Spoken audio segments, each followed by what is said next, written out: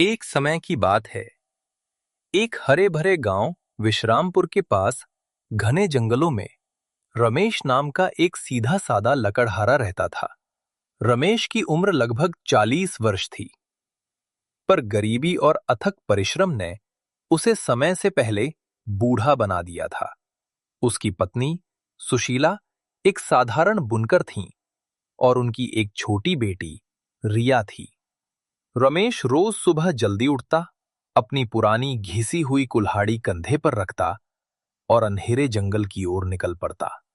वो अपनी पूरी ताकत लगाकर लकड़ियां काटता, उन्हें गट्ठर में बांधता और 15 किलोमीटर दूर शहर के बाजार तक पैदल ले जाता। अक्सर बाजार में उसे उसकी मेहनत का सही दाम नहीं मिलता था। आज फिर बाजार में 3 रुपए कम दिए। रमेश ने एक शाम अपनी पत्नी से कहा।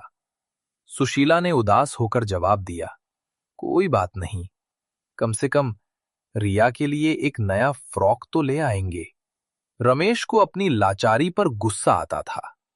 वो देखता था कि गांव के अमीर साहूकार धर्मपाल कैसे ऐशो आराम की जिंदगी जीते हैं, जबकि वो और सुशीला खून पसीना बहाकर भी 2 वक्त की रोटी मुश्किल से जुटा पाते हैं। रात को वो अपनी टूटी हुई खटिया पर लेटा रहता और अक्सर सोचता, क्या मेरी किस्मत कभी नहीं बदलेगी? क्या मुझे बस यही गरीबी में मर जाना है? एक तपती दोपहर रमेश जंगल के एक ऐसे हिस्से में पहुंचा जहां वो पहले कभी नहीं गया था। एक प्राचीन छायादार पेड़ों का झुरमुट जिसे गांव वाले भूतों का डेरा कहकर टालते थे। रमेश को आज ज्यादा लकड़ी काटनी थी, इसलिए उसने डर को किनारे कर दिया।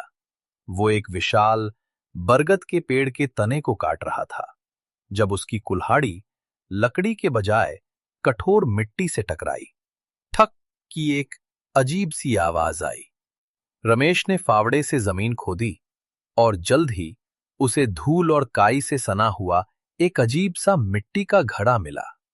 घड़ा बहुत भारी था, उस पर कुछ अज्ञात भाषा के निशान खुदे हुए थे और ढक्कन एक मोटी शीशे की सील से बंद था। रमेश ने सोचा, शायद ये कोई प्राचीन खजाना हो या फिर साहूकार धर्मपाल को बेचकर अच्छी कीमत मिल जाए। उसने घड़े को बड़ी सावधानी से अपने कंधे पर लादा और शाम को घर ले आया। घर आके सुशीला ने घड़े को कौतूहल से देखा। ये कैसा घड़ा है? इसे बेचो मत, ये अशुभ लग रहा है, उसने डरते हुए कहा। बेचेंगे क्यों नहीं? अगर ये कीमती हुआ तो हमारी सारी मुश्किलें खत्म हो जाएंगी, रमेश ने उत्साह से कहा। रमेश ने पास की एक पुरानी छैनी ली और बड़ी मुश्किल से घड़े पर लगी शीशे की मोहर को तोड़ा। जैसे ही ढक्कन थोड़ा ढीला हुआ, एक तीव्र बदबूदार धुआं घड़े से बाहर निकला। ये धुआं इतना घना था कि पूरे कमरे को भर दिया। रिया डरकर अपनी मां के पीछे छिप गई। धुआं कुछ देर हवा में कुंडली मारकर घूमता रहा और फिर एक भयानक विशाल आकृति में बदल गया। वो आकृति एक जिन्न की थी। उसकी त्वचा नीले हरे रंग की थी। उसकी आंखें अंगारों की तरह जल रही थीं और उसका सिर कमरे की छत तक पहुंच रहा था। उसके शरीर से गंधक और गर्मी निकल रही थी। जिन्न ने एक गहरी गड़गड़ाहट वाली आवाज में कहा, ए इंसान, तूने मुझे 2000 साल की कैद से आजाद किया है। तेरा ये उपकार बहुत बड़ा है। मैं इफरीत वंश का जिन्न हूं और मैं तेरी 3 इच्छाएं पूरी करूंगा। एक एक करके मांग, क्योंकि मेरे पास अब इस दुनिया में ज्यादा समय नहीं है। रमेश, जो पहले डर के मारे लकवाग्रस्त हो गया था, उसने अपनी पत्नी और बेटी की ओर देखा। उसकी आंखों में अब डर नहीं, बल्कि वर्षों की गरीबी और निराशा का दर्द था। रमेश ने अपने भीतर की सारी हिम्मत बटोरी और बोला, हे महान जिन, मेरी पहली इच्छा है कि मैं विश्रामपुर का ही नहीं, बल्कि पूरे जिले का सबसे धनवान व्यक्ति बन जाऊं। मुझे इतना धन चाहिए, इतना धन कि मैं सोने और चांदी के बिस्तर पर सोऊं और मेरी अगली 7 पीढ़ियों को काम न करना पड़े। की एक आवाज हुई और जिन ने अपनी उंगलियों से एक जादुई रोशनी फेंकी। पल भर में उनकी टूटी हुई झोपड़ी एक संगमरमर की आलीशान हवेली में बदल गई। आंगन में घोड़े नहीं बल्कि सोने की मूर्तियों से भरी तिजोरियां थीं। रिया का कमरा रेशमी कालीनों और विदेशी खिलौनों से भरा था और सुशीला के पास बेशकीमती हीरे जवाहरात थे। रमेश ने अपनी इच्छा पूरी होते ही सबसे पहले साहूकार धर्मपाल को सबक सिखाया और उसकी सारी संपत्ति खरीद ली। रमेश अब राजा जैसा जीवन जीने लगा। उसने नौकर चाकर रखे, बेहतरीन कपड़े पहने और शानदार दावतें दी।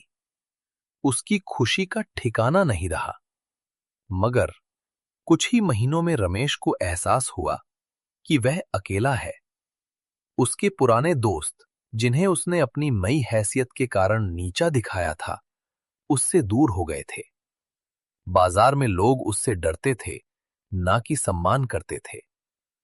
उसकी बेटी रिया, जिसे वह हर खिलौना दे सकता था, अक्सर सुशीला से पूछती, पिताजी, अब हमारे साथ क्यों नहीं खेलते? रमेश को लगने लगा कि उसकी दौलत केवल सोने का पिंजरा है।